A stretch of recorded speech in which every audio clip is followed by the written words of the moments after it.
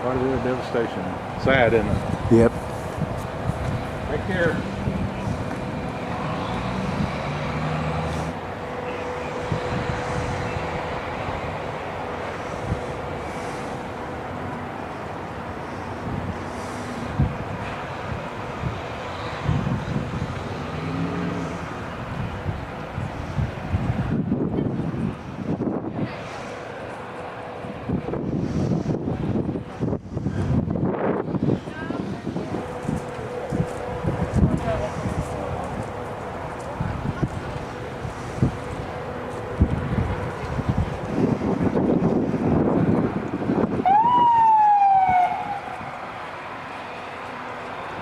Well, we had heard on the radio just before we got out of the car that it's a tri-state problem. I